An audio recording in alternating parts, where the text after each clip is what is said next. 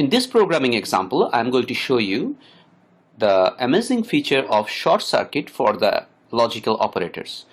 We have three variables, a initialized with -1, b with 10, and there is another one, c. And we have this expression here where ++a and ++b is evaluated and assigned to the variable c.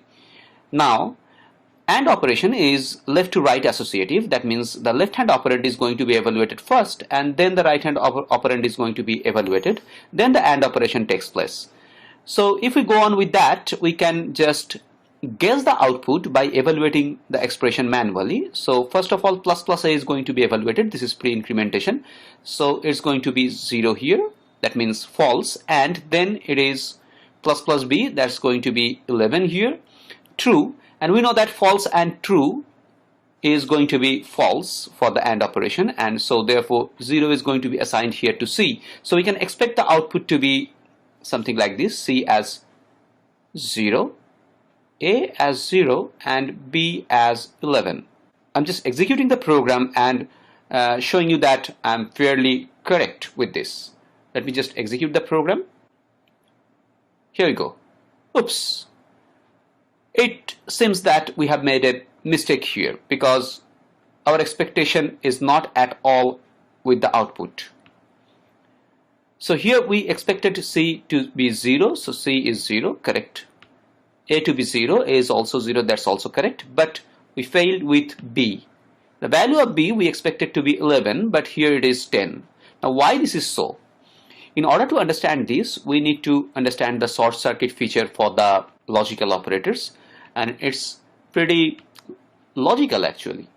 What happens here, we know that if either of the condition for the AND operation is false, then the result of the AND operation is false. And since the AND operation is left to right associative, so if it sees that the left hand operand is 0, that means false, it never evaluates the right hand operand, because whatever the result of the right hand operand is, the result for the AND is always going to be 0.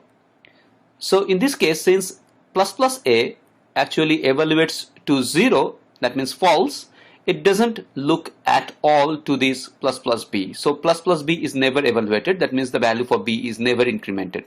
That's why 0 is assigned to c, and this is not evaluated, so b remains to 10 and a is incremented to 0. Now had we initialized a with something else, say 5, then ++a would actually increase the value for a to 6. That means non-zero value, that's true.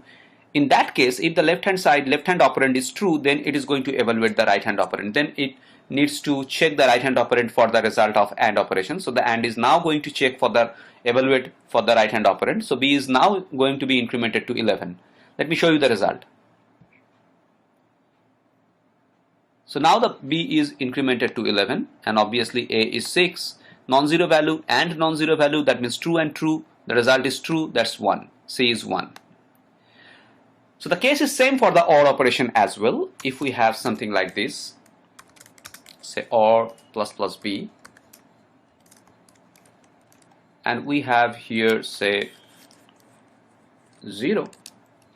Now ++a is going to increase the value for a to 1, and 1 is true value. Now for OR operation, if the left hand operand is true, then always the result of the OR is true. We know that if one of the operand for the OR operation is true, then the result of the OR is true. So it's again left to right associative. So if the left hand operand is true, it's never going to check the right hand operand at all. So in this case also, the ++b is not going to be evaluated, and the value for b is going to remain 10, but a is going to be incremented to 1, and the result is going to be 1 for c as well.